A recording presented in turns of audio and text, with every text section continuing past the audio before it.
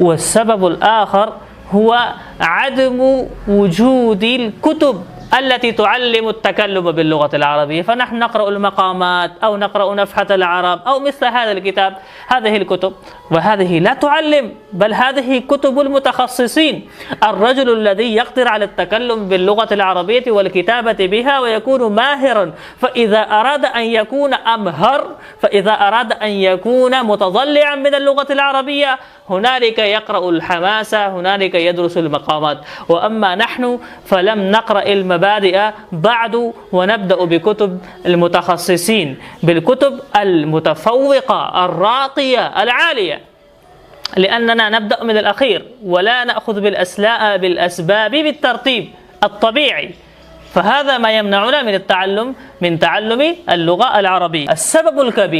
السبب الكبير أو الحاجز الكبير في تعلم اللغة العربية هو عدم توفر البيئة لا تتوفر، وهناك أسباب كثيرة لقد ذكرناها في مقطع آخر لماذا لا تتوفر البيئة. والشيء الأخير هو هذه الطريقة التقليدية، طريقة الترجمة، أسلوب الترجمة. نحن نعلم الطالب الترجمة، كيف تترجم هذا من الأردية إلى العربية، من العربية إلى الأردية. فالطالب بعدما يدرس في مدارسنا يكون مترجما ناجحا، لكن لا يكون متكلما ناجحا، لا يكون كاتبا ناجحا، لأننا لم نعلمه التكلم بالعربية، ما علمناه الإنشاء والكتابة.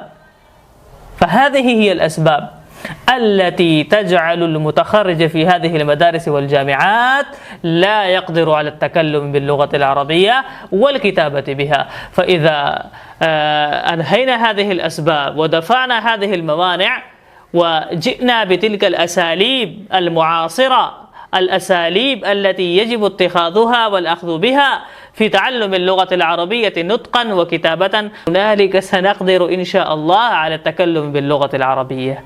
وشكرا جزيلا لكم لحسن الاستماع والمشاهدة.